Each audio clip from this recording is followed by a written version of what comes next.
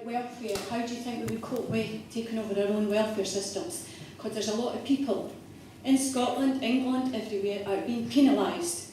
Disabled people, there's people, I'm just going to say it because I don't care what you think, people that are getting benefits for nothing.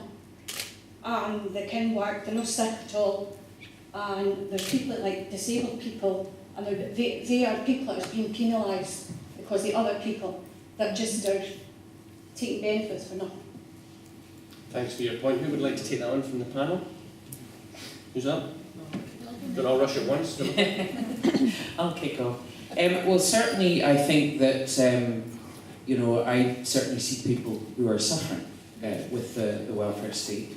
And certainly disabled people. I also see the lack of protection to women. I have a lot of women patients who are single parents. They have their children a bit later, they end up with breast cancer. And the treatment with us can be a year. I see women who have 2 jobs, neither job is secure, they don't have sickness pay, and I'm writing little Macmillan forms for school shoes and grants for things like that. So we have an awful lot of people who are suffering, and we have obviously increasing child poverty. When you talk about the people who are on benefits, I think the other side are turning my mic off. When you talk about people who could work and aren't working and are on benefits, one of the problems is when you try to get people off benefits and into work, you actually have to have work to get them into. And one of the problems when you try, that wasn't me.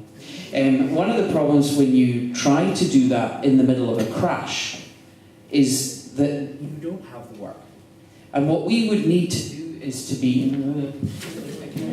I'll steal this, is we need to be stimulating our economy, as Michelle spoke about.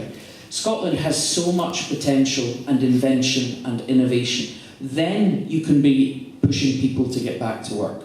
And the work you get them back to needs to actually pay them.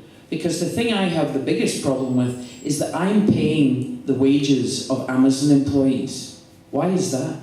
So you have people who actually work 40 hours a week, don't earn anything they could live on, or they're on a 0 hours contract, and we're paying them in tax credits or whatever else. So what does that do to self-confidence? You're working, your wife is working, the grandmother is looking after the kids, and between the two of you, you are still on benefits. So we need to stimulate our economy to get people back to work, and then we actually need to pay them, and we need to pay them a living wage. And what that does is that puts money that moves around the economy from the shop to the business to the manufacturer and back again.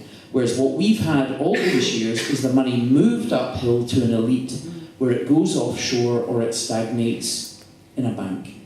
So I don't see it as that. I know there are people who, and of course there are people who abuse any system. But when you try to set out to punish them, you often punish other people. And the amount of benefit fraud is less than 1%.